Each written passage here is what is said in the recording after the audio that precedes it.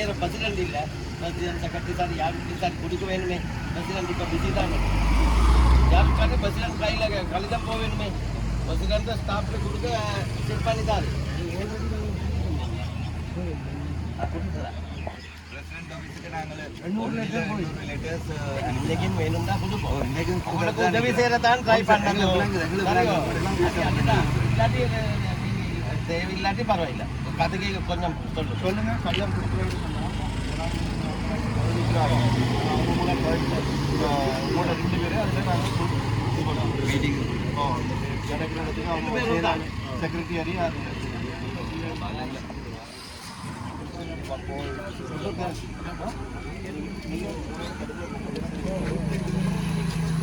திருப்பமா செய்யணும். நான் உதவி செய்யறதான் ட்ரை பண்ணணும். உங்களுக்கும் தொழில் வேணும், எங்களுக்கு அதுதான் நானும் யோசிக்கிறேன்.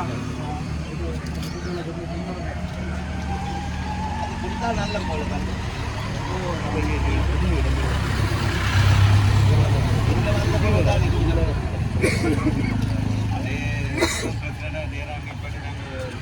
பிரசிடென்ட் நேரம் மீட் பண்ணி நாங்கள் சொல்லல பிஎஸ்டி சாரோட இப்படி சரி உள்ளுக்கு போட்டுட்டாரு. என்ன கல்தம் கொடுத்து செக்ரட்டரியில் தான் கொடுக்கணும். அதே தெரியாது செக்ரட்டரிக்கு எனக்கு நேசம் இல்லை.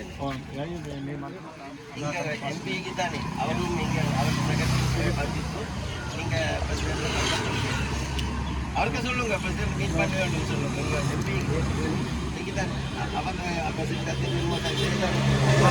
கதைக்கு ஜாஸ்தி தான் நான் எடுக்க தருவேன். Okay sir. Okay okay okay my dear.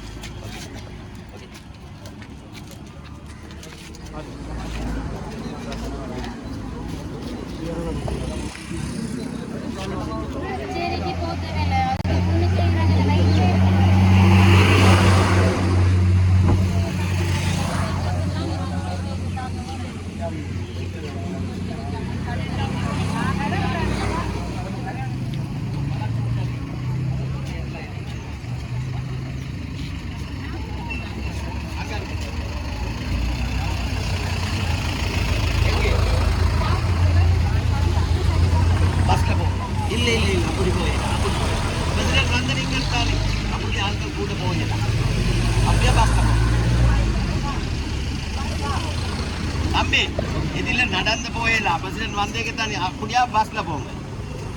அங்கால போகணும். அங்கால போகணும். நடந்து போயிடலாம் தான். பிரசிடென்ட் வந்தேக்கு தானே தம்பி அவர்கிட்ட சிக்கொட்டி பார்க்க வேணுமே. அது வழக்கு ஓடரும் உங்களுக்கு சரியில்லை. அப்படி போனா அது அப்படியே பஸ்ல போகும். பைக்கில் போகிறப்போ இருக்குவா நம்ம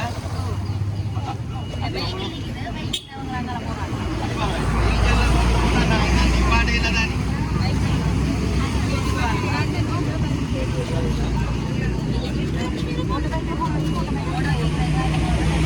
இப்போ நாங்கள் என்னடா சார் உங்காக அங்காளி பக்கம் போகிறது அப்படிதான். இப்போ பிரசிடென்ட் வந்திருக்குது. இப்போ தரையெல்லாம் பஸ்ஸில் போங்க பரவாயில்லை. உங்களோட ஒன்றும் இல்லை.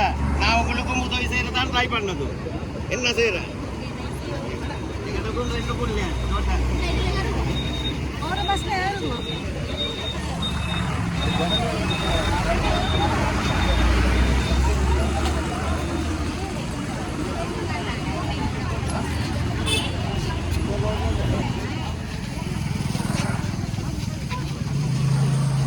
வைராக்கா எல்லாரும் இங்க முடியணும்.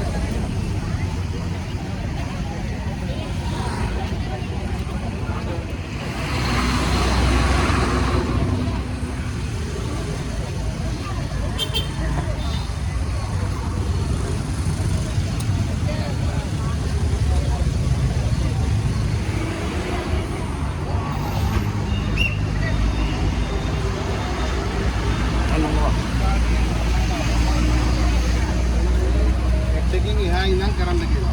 මෙහෙ කරොත් උසාවි නියෝගයේ කඩකරා වෙනවා. මේනොත් නීතිය ක්‍රියාත්මක කරන්න වෙනවා. உங்களுக்கு என்ன சொல்றேன்னா நீதிமன்றம் உங்களுக்கு கட்டளை வழங்கியது அது சேர்த்துக்கு அங்கால இருந்து செய்ய சொல்லி இதில் இருந்து செய்திகள் சொன்னால் நீதிமன்றப்படி சட்ட ரீதியான நடவடிக்கை எடுக்க வேண்டி வரும்னு சொல்றேன். நீதி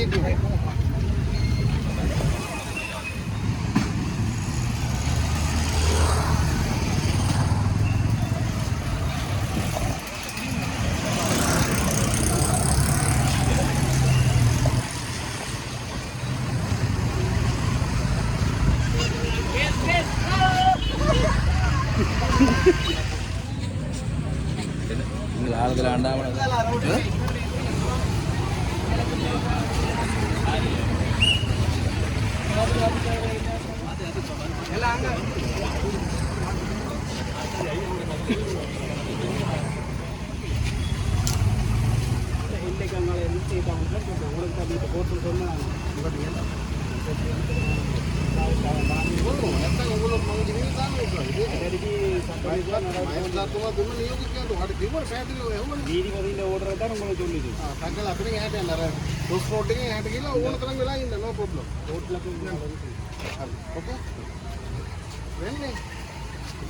கோர்ட்ஸில் முன்னிலைப்படுத்த சொல்லி கேட்டுருந்துச்சு முறைப்பாடு வந்த பிரகாரம் அதின் அடிப்படையில் நாங்கள் நேற்று போய் கோர்ட்ஸில் போய் மீட் பண்ணினாங்க, ஆர்கியூமெண்ட் பண்ணினாங்க. எங்களுக்கு தீர்வு தந்தது உங்களோட சுதந்திரம், ரோட்டுக்கு அச்சுறுத்தல், பாதுகாப்புக்கு அச்சுறுத்தல் விடக்கூடாது, ரோட்டுக்கு சேதம் ஏற்படக்கூடாது, பொதுச்சொத்து சேதம் ஏற்படக்கூடாது, உங்களுக்கு ஒதுக்கப்பட்ட இடத்துல நீங்கள் செய்யணும் மட்டும் சொல்லியிருக்கு. அதை மதித்து நாங்கள் அங்காளி சைட் நின்று நாங்கள் அது எங்களுக்கு சூட்டபிள் இல்லைன்றாக்காக இப்போதை இங்கே பூங்கா சைட் வந்து நாங்கள் அப்படி இருந்தும் கூட அதுலேருந்து எங்கள் பிள்ளைகள் நிறைய நின்றவே ஒரு பஸ்காரங்க கூட மறைக்க நிற்கிறாங்க இல்லை, ஆட்டோக்காரங்களும் மறைக்க நிற்கிறாங்க இல்லை. நாங்கள் இப்போ வீதி ரூல்ஸை மதித்து தான் ஹெல்மெட்டை போட்டு வச்சுக்கொண்டு நிறைய பேரை ஏற்றி பிக் பண்ணி அதுவும் 2 பேரை ஏற்றாமல் ஒரு ஆளை தனியாக ஏற்றி கொண்டு வந்து ரூல்ஸை மதித்து தான் நாங்கள் இப்போ வரைக்கும் நிற்கிறோம். இப்போ வந்து எங்களுக்கு வந்து போலீஸ் அதிகாரியிலேருந்து ஜனாதிபதியின் செக்ரட்டரி வரைக்கும் எங்களுக்கு ஒரு ஆப்ஷன் ஒன்று தந்திருக்கிறாங்க. குறிப்பிட்ட ஒரு 2 பேர் 3 பேர் போய் எங்களுடைய ப்ரொப்போசல் ரிக்வெஸ்ட்டை வந்து அந்த இடத்துல செயலாளர்கிட்ட கொடுக்கறதுக்காக ஒரு அப்பாயின்மெண்ட் எடுத்து தரதுக்காக முன் வந்திருக்கணும். அதுக்கு நாங்கள் பாராட்டு தெரிவித்து கொள்கின்றோம், வாழ்த்துகின்றோம். ஆனால் எங்களுக்கு இந்த ஆப்பர்ச்சுனிட்டி வந்து திங்கக்கிழமை வருமென்று சொன்னால் நாங்கள் இன்று வரைக்கும் போராட வேண்டிய அவசியம் இல்லை. இன்றைக்கும் வேலை இல்லாமல் வந்து போராட வேண்டிய தேவையில்லை. எங்களுக்கு நாங்களும் நட்பு ரீதியாக தான் அணுகிறோம், பாதுகாப்பான முறையில் தான் அணுகிறோம். ஸோ எங்களுக்கு அப்படி ஒரு வாய்ப்பு கிடைக்கிற பட்சத்தில் நாங்கள் 3 பேர் ரெண்டாலும் போய் உள்ள கதைக்கிறதுக்கு ரெடியாக இருந்த நாங்களாம். ஆனால் திடீரென்று இன்றைக்கு விடிய 7:30-8 மணிக்கு தான் இன்ஃபர்மேஷன் வருது உங்களை மீட் பண்ணுறதுக்கு 2 பேர் உள்ளே போகலாம்னு சொன்னால் நான் அதுக்கு முன்னுக்கே எங்களுடைய ஆக்கள் வந்துட்டாங்க. ஸோ எங்களால் என்ன முடிவு எடுக்கிறேன்னு தெரியாமல் தத்தளித்து கொண்டு இருக்கிறோம். நாங்கள் ஆஸ் ஏ ஒரு மெம்பராக வந்து நாங்கள் ஒரு மெம்பர் ஆஃப் பார்லிமெண்ட்டுக்கு வந்து நாங்கள் பர்சனலாக டிஸ்கஸ் பண்ணுறதுக்காகவும் ட்ரை பண்ணியிருந்தேன் நாங்கள். பட் எங்களுக்கு சரியான அவரை ரீச் பண்ணியெல்லாம் போயிட்டுது, அர்ஜுனானே எங்களால் ரீச் பண்ணியெல்லாம் போயிட்டுது. ஸோ அவரோட கன்சிடர் பண்ணியிருந்தால் நாங்கள் இவ்வளோ தூரத்துக்கு முடிவெடுத்திருக்க மாட்டோம். ஸோ இப்போ எங்களுக்காக ஒருத்தர் அங்கே குரல் கொடுக்கறதுக்கு ரெடியாக இருக்கிறார். அந்த குரலுக்காக நாங்கள் வெளியில் காத்து கொண்டு இருக்கிறோம். இப்போ நாங்கள் சந்திக்கிறதுக்கு வாய்ப்பு ஏற்படுத்தி தர்ற பட்சத்தில் நாங்கள் அதை யூஸ் பண்ணுவோம். அந்த ஆப்பர்ச்சுனிட்டியை நாங்கள் யூஸ் பண்ணுறதுக்கு ரெடியாக இருக்கிறோம். Okay, excuse.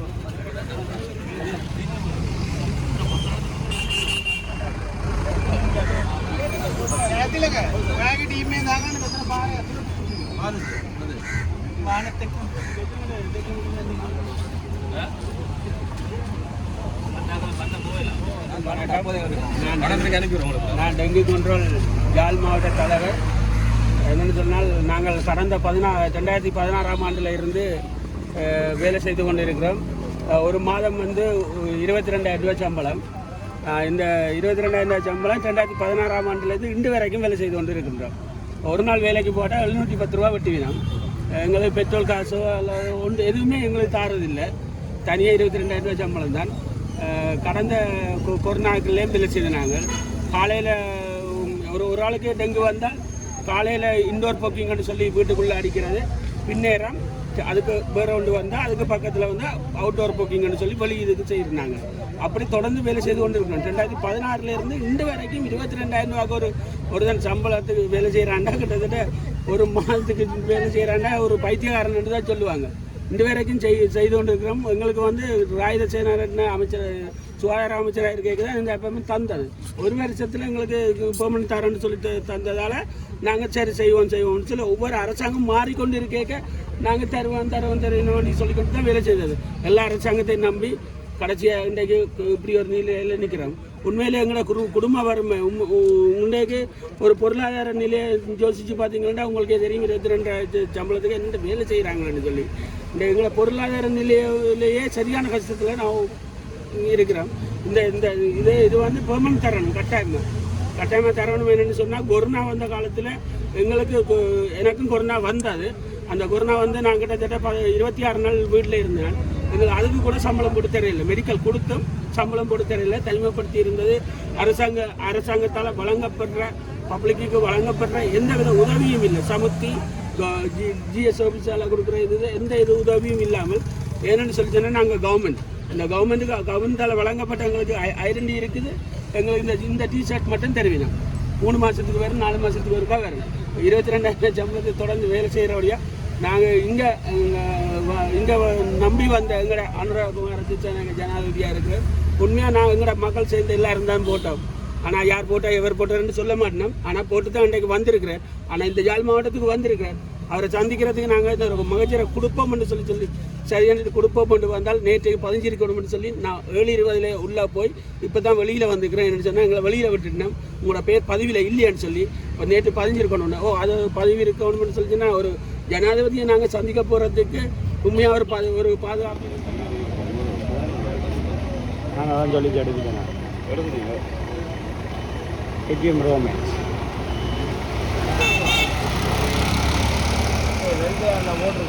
எங்களுக்கு ஜெராமல் போகிறாங்க. மீட் பண்ணினாங்க. எங்களை மீட் பண்ண கிடைச்சதான் ஜனாதிபதி செயலாளரோட மீட் பண்ணுறதுக்கு சந்தர்ப்பம் ஏற்படுத்தி தந்திருந்தவே.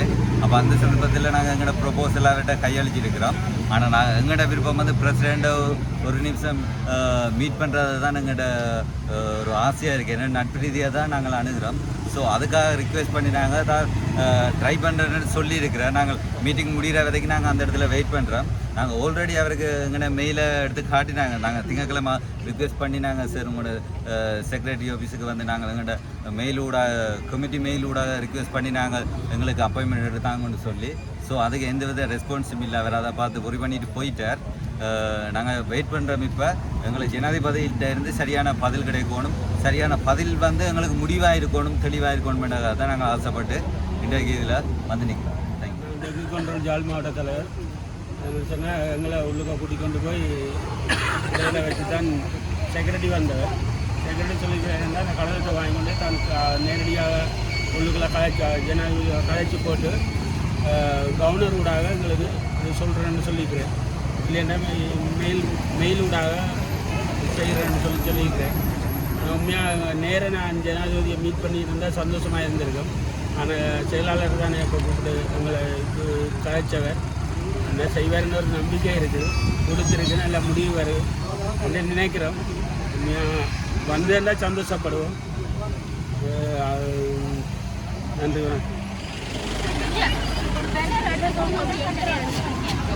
சரி பார்க்காங்க. சரி, அவர் கொஞ்ச நேரம் நில்லுங்க.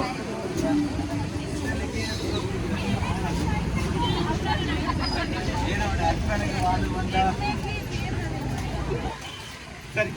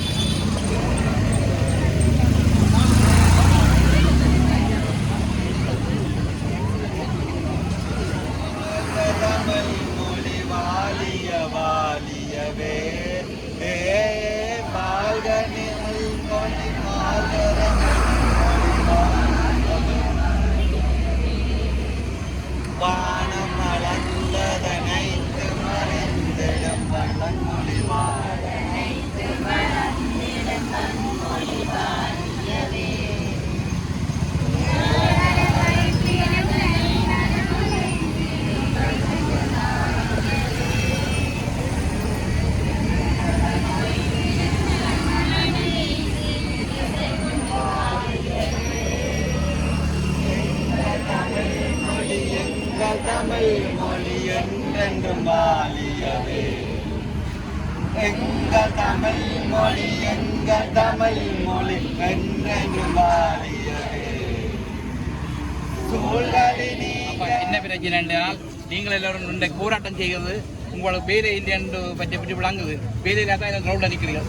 எங்களோட அப்பா இன்றைக்கு வார நாட்டுக்கு ஜனாதிபதி ஐயா வார. அப்போ அவர்கிட்ட 3 மையம் தான் இருக்குது. என்ன மை? 3 மையம் தான். அந்த மை இருக்கு அவர்கிட்ட.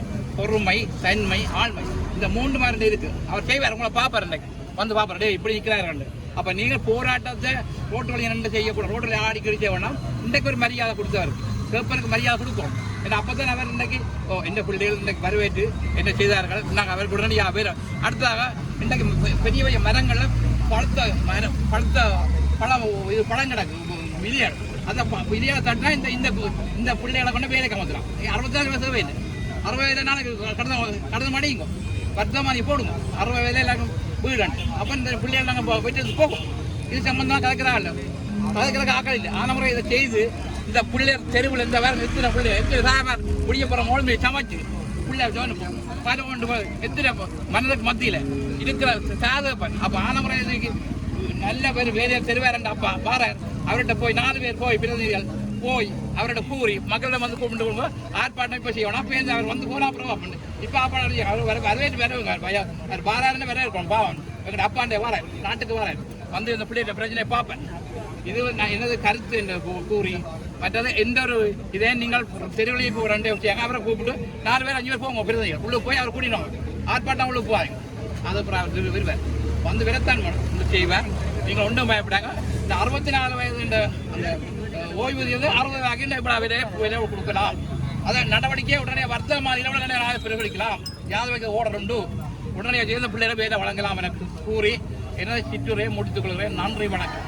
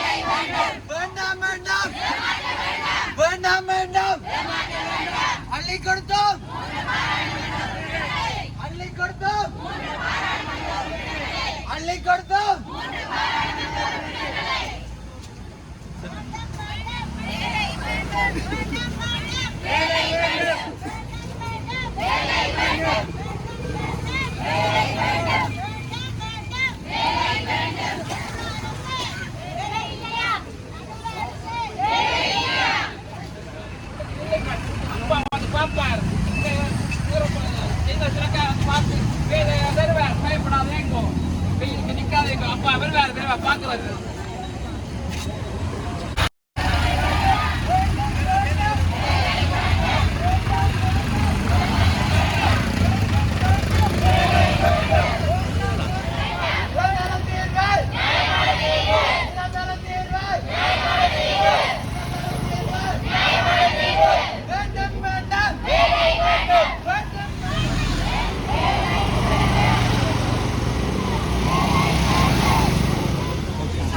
Okay, not bad. Maybe, how can I get it tuk-tuk from there or?